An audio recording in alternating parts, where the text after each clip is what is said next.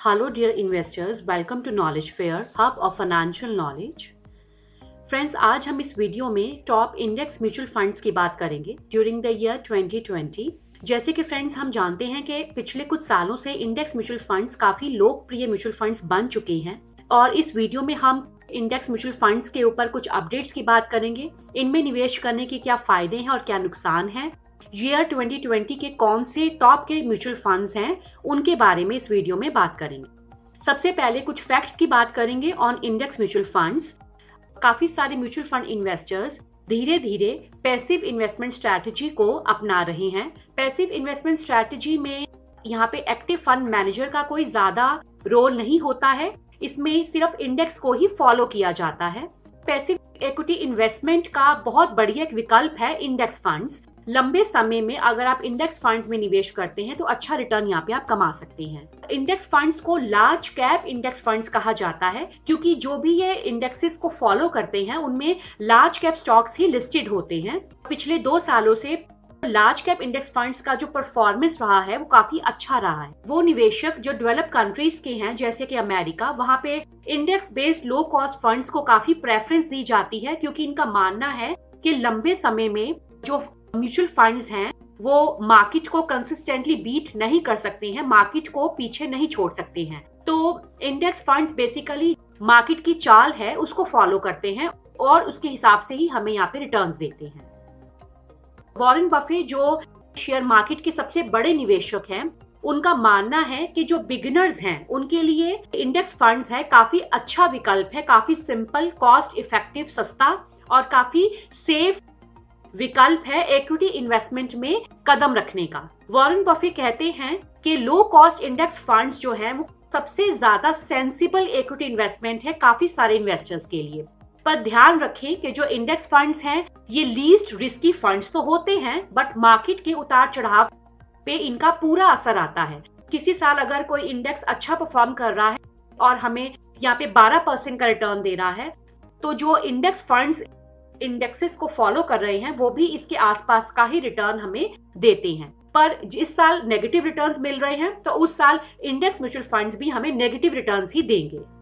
Index funds क्या होते हैं? इंडेक्स फंड्स बेसिकली इंडेक्सेस को फॉलो करते हैं जिनका नाम है निफ्टी 50 इंडेक्स, निफ्टी नेक्स्ट 50, जो पहली 50 कंपनियों को छोड़कर जो अगली 50 कंपनियां हैं वो निफ्टी नेक्स्ट 50 इंडेक्स फॉलो करता है। और तीसरा है बहुत ही पॉपुलर इंडेक्स सेंसेक्स। इसका मतलब ये जो फंड्स हैं सिंपली उन्हीं सेट ऑफ स्टॉक्स में निवेश करते हैं जो इस इंडेक्सेस में लिस्टेड होते हैं।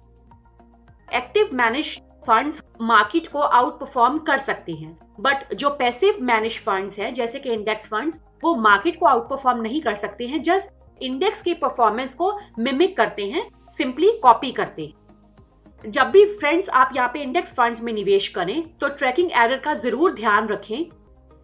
ट्रैकिंग एरर क्या होता है? ट्रैकिंग एरर बेसिकली फंड का रिटर्न है और जो बेंचमार्क का रिटर्न है उससे वो कितना ऊपर या नीचे गया है। और हम सिंपल शब्दों में कह सकते हैं कि जो इंडेक्स फंड का रिटर्न है और जो बेंचमार्क का रिटर्न है, इन दोनों का जो फर्क है वो ट्रैकिंग एरर होता है। तो इसका मतलब ट्रैकिंग एरर जितना कम होगा उतना ही अच्छा आपका इंडेक्स फंड का परफॉर्मेंस होगा, उतना अच्छा ही आपको यहाँ पे इंडेक्स फंड रिटर्न देगा। इंडेक्स फंड्स में निवेश करना सेफ इसीलिए माना जाता है क्योंकि हर 6 महीने में यहाँ पे एक्सपर्ट कमेटी जो स्टॉक्स इंडेक्स में अनस्टेबल स्टॉक्स हैं, जो बढ़िया परफॉर्म नहीं कर रहे हैं, जिन स्टॉक्स में कुछ स्कैम्स हुए हैं, उनको इंडेक्स में से रिमूव कर देते हैं। तो हर 6 महीने में यहाँ पे जो सेट ऑफ स्टॉक्स में आप निवेश करते हैं वो एक्सपर्ट कमेटी के द्वारा से रिव्यू किए जाते हैं। काफी अच्छा पॉइंट है ये इंडेक्स फंड्स में निवेश करने का। जैसे पीएनबी बैंक स्टॉक का भी पीछे स्कैम हो चुका है और येस बैंक के बारे में तो हम सभी जानते हैं इतना ज्यादा स्टॉक नीचे जा चुका है। तो इन दोनों को निफ्टी 50 इंडेक्स में से रिमूव कर दिया गया है और बेटर परफॉर्मिंग स्टॉक्स को यहाँ पे इंडेक्स में डाल दिया गया है। दूसरी उदाहरण लें कि जैसे टाटा ऑटोमोबाइल्स का जो 20% शेयर निफ्टी इंडेक्स फंड में है, जो भी इंडेक्स फंड इसमें निवेश कर रहा है तो वो 20% ही निवेश टाटा ऑटोमोबाइल्स में करेगा। तो इसका मतलब जितना प्रोपोर्शन इंडेक्स में है उतना प्रोपोर्शन ही आपके इंडेक्स म्यूचुअल फंड में है। फ्रेंड्स, इससे हम ये समझ सकते हैं कि जो इंडिविजुअल स्टॉक्स हैं उनमें निवेश करना काफी ज्यादा मुश्किल जब हो जाता है तो हमें इंडेक्स म्यूचुअल फंड्स का ही सहारा लेना चाहिए और इंडेक्स म्यूचुअल फंड्स में ही निवेश करना चाहिए। पर याद रखें कि इक्विटी में निवेश एक क्विक मनी मेकिंग डील नहीं है। यहाँ पे आपको रातों रात पैसा नहीं मिलता है। यहाँ पे आपको पेशेंस रखनी पड़ती है, लॉन्ग टर्म पर्सपेक्टिव रखना पड़ता है, तभी जाके आप यहाँ पे इंडेक्स फंड से कुछ अच्छा रिटर्न कमा पाएंगे। कुछ अपडेट्स की बात करें, इंडेक्स फंड्स और ईटीएफ्स का जो इनफ्लो है, जितना भी लोगों ने इनमें पैसा डाला है, वो पिछले 2 सालों में 3 गुना बढ़ चुका है। अगर हम AMFI association of mutual funds in India के डेटा के अकॉर्डिंग देखें, पिछले 12 महीनों से लेकर जून 2020 तक टोटल इक्विटी फंड्स में जो इंडेक्स और ईटीएफ्स का शेयर है वो 47% है, और ये जो परसेंटेज है वो पिछले 2 सालों में जस्ट 15.2% था, जो अब 47% हो चुका है। अगर हम यहाँ पे करोड़ में बात करें, अगर हम रुपीस में बात करें, इंडेक्स फंड्स ने 67,419 करोड़ का निवेश हुआ है। टोटल अगर हम एक्टिव और पैसिव फंड्स की बात करें तो वो बनता है rupees 1.4 lakh crore during the year ended June 2020।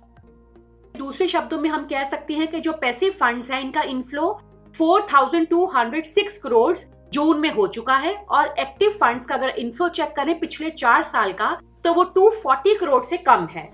मतलब जो भी एक्टिव फंड्स में इनफ्लो हुआ है वो पिछले 4 साल से रुपीस 240 करोड़ कम हो चुका है, और पैसिव फंड्स का जो इनफ्लो है वो पिछले कुछ सालों से बढ़ चुका है। अपने पोर्टफोलियो में आपको कुछ हिस्सा इंडेक्स म्यूचुअल फंड्स में जरूर शामिल करना चाहिए।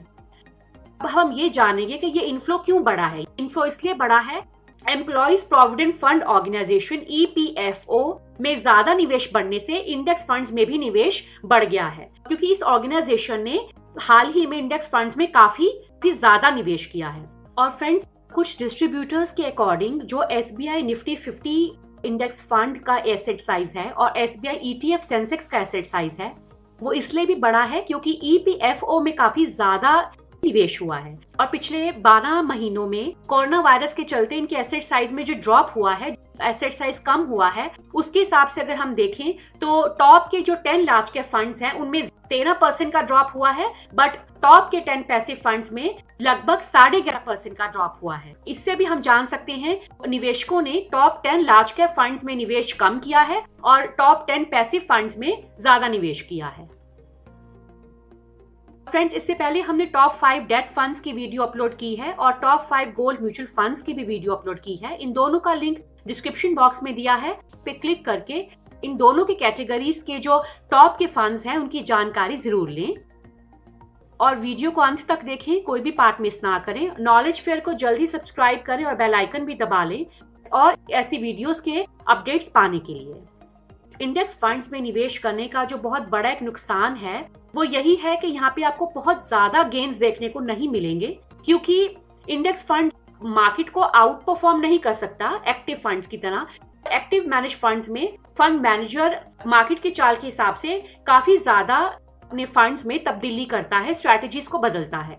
और फ्रेंड्स, ऐसा भी हो सकता है कि जो टॉप परफॉर्मिंग यहाँ पे नॉन इंडेक्स फंड्स हैं, मतलब एक्टिव फंड्स हैं, वो किसी साल टॉप परफॉर्मिंग इंडेक्स फंड से भी बेटर परफॉर्म करें और किसी साल जो नॉन इंडेक्स फंड्स हैं वो इंडेक्स फंड से खराब परफॉर्म करें।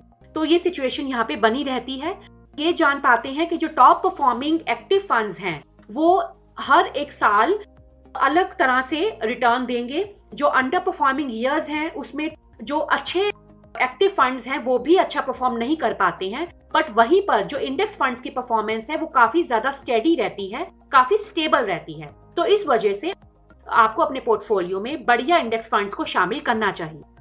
Types of index funds, index और इस तरह के index funds BSE Sensex index को फॉलो करते हैं और 30 कंपनीज में निवेश करते हैं। ये जो निफ्टी 50 इंडेक्स फंड्स हैं, इनका जो बेंचमार्क है वो NSE निफ्टी 50 है और ये पहली 50 कंपनियों में निवेश करते हैं। निफ्टी जूनियर इंडेक्स फंड जो है, जूनियर 50 मतलब जो पहली 50 कंपनियों को छोड़ के अगली 50 कंपनियों में निवेश करता है। मोस्ट पॉपुलर यही 3 इंडेक्सेस हैं जिनको ये इंडेक्स फंड्स फॉलो करते हैं। तो फ्रेंड्स, अब बात करेंगे टॉप इंडेक्स फंड्स कौन से हैं। सबसे पहला है UTI निफ्टी इंडेक्स फंड और यहाँ पे हम अपने व्यूअर्स को डायरेक्ट प्लान्स ही रिकमेंड करते हैं और ग्रोथ ऑप्शन में ही निवेश करने की सलाह देते हैं। तो दूसरा आ जाता है HDFC index fund Nifty 50 plan. Next है HDFC index fund Sensex plan, ये भी काफी ज्यादा लोकप्रिय इंडेक्स फंड है। Next is ICICI prudential Nifty index fund and last but not the least is SBI Nifty index fund. तो ये कुछ काफी पॉपुलर इंडेक्स फंड्स हैं जिनमें आप निवेश करके ठीक ठाक रिटर्न कमा सकते हैं।